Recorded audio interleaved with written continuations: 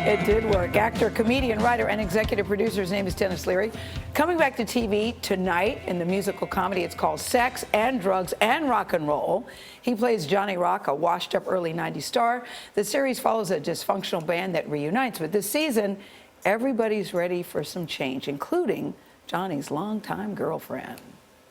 I think we need a change, John. What do you mean? I don't know. Something. Something like what? Something else. Okay, honey, listen, let's relax, okay? All right? You know, we got dealt a double mortality blow recently. You know, first David Bowie, that was a big thing for both of us, and then Mickey, which was huge. Let's not overreact, okay? I mean, you know, I want you to be happy. I want us to be happy. Okay, you know what? You've asked me this a million times, and I always said no, but do you want to go to couples counseling? I want to have a threesome. Oh. Oh, Denis Leary. Welcome back to Studio 57. All right. Well, listen, I'm glad I'm making you guys laugh. Because so far this morning I've been here, it's just been a giant bummer. You know, it was like the general got me worried. Larry's got me concerned about my money. I don't have that much money, and I can't afford to go to Hamilton, apparently. $6,000 a ticket. What the hell's going on? Okay, so Denis, make us laugh and tell us how the threesome went. Yeah. Is it a good thing? Oh, did you watch the whole episode? Yes, I did. So you know how it goes. Yes, I did. But yeah, let's put it this way. people watching don't know, so go ahead. Two people in the threesome have a very good time. My character, it doesn't go so well. Well, that's because, as they point out, you're very good at kissing, but you're not so good at other things. Let's be clear about that, Gail. That is my fictional character that I play on TV, not me. So you're good at other things. Thank you, Donald. I don't know. I guess I do the same thing that most guys do. Is I just check with my wife to make sure that about everything. So. Am I doing this right? Yeah. Am I doing this right? So if you had to describe your character on this show, what 3 words would you use? Probably a delicious mess. I mean, one of the things I love about playing this guy is that he's the loser. He's a guy that should have been famous in 1991 when he started this band, the Heathens, in the late 80s, and they were about to break, the Heathens, and they were going to be huge. And like a lot of the great bands that we know and love, the lead singer and the lead guitar player hated each other, which is probably, the key to all great rock and roll. But these guys broke up, so he didn't make it. So the story of the show is that his daughter, at age 21, decides that she wants to be a rock star, and she's beautiful, and she can sing, and she has no interest in drugs or alcohol. So they understand she could possibly make it. So they hitch their wagon to her star, hoping that she'll become famous, and they'll become famous in her wake. And she's winking your friend.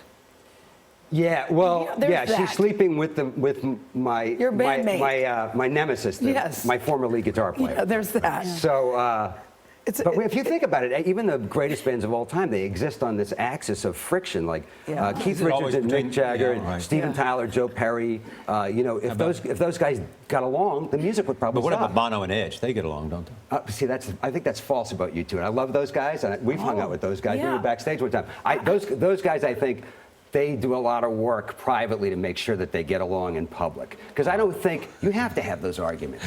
The Edge has to tell Bono, listen, you're being too pretentious sometimes. You know what I mean? He has to tell him, hey, lower the volume on the guitar sometimes. That dynamic is what makes a band work, I think those two get along, but I'm curious about your look in this show. This is what I think is hilarious. What was the look you were going for, and how did you decide? Well, there's a lot of guys walking around in New York, and some of them are friends of mine who didn't make it in the rock and roll world, but they still make a living, right? But they're rock and roll musicians, they're just not famous ones. And when you see them walking down the street, they look like rock and roll musicians, right? Which can look a little odd if you get stuck in time, because some of my friends are still dressing like we did. That is so true. I know, like I have a couple friends who dress like it's 1981. You're like, dude, you're 60, okay? You need to update the look. I think some rock and roll stars, like Bruce Springsteen, apparently about 20 years ago, picked a look to age into, and he looks really cool, and it works for him, right? Mick Jagger's, toned it down, and he looks great. But you think about it: Keith Richards, Steven Tyler. If you saw those guys walking down the street and they weren't famous musicians, you would think there's 2 extras from the Pirates of the Caribbean walking down the street. You know what I mean? It's crazy. I mean, look at little Steven and Bruce's band. When you look at Bruce, you're like, Bruce looks pretty cool for a 65-year-old guy. And then you see Steven and you're like, good thing he's in a band. Because otherwise, he's in trouble. Good thing there's Bruce. Yeah, exactly. Otherwise, people might talk about you. Yeah, so I picked this look that you see. Yes. And And unfortunately, I mean, Jane Lynch knows about this. I was mistaken for Jane Lynch while I was dressed as my character on set one time. Yeah, because all right, in Jane Lynch's defense, Oh my God. okay, We love Jane. Jane has I everybody love know we Jane love too. Jane. Yes. My hair's longer on the show than this, and it's more puffed up. And I had women's glasses on, Jackie Onassis glasses, and I had a lot of jewelry on, and I had a woman's leather jacket because my guy sometimes wears like, hey, this is a chick's jacket. I'm a rock guy. Yeah. And we were shooting, and at the end of this one take, a bunch of fans wanted to take some pictures. So I took, and this one lady's like, I have to go first because I have to leave. I'm like, okay. So I take a picture with her, and she's like, oh, that's so great. You know, Glee is my favorite show, and you're my favorite character. And I was like, but, so. Just let her have it, because Yeah. people mistake you for Willem Dafoe. I You've get been mistaken Dafoe, for I him. get- Bryan Adams. I get Brian, but Bryan Beyonce Adams? thinks I'm Bryan Adams. By the way. What do you mean? I did What a do you charity mean? gig.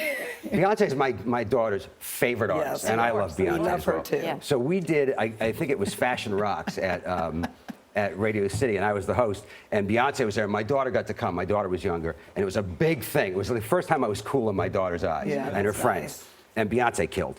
And Bryan Adams was on the show. So at the end of the show, I said, let's hang out in the hallway, and before the after party, we'll see Beyonce come out of her dressing room, and you can meet her.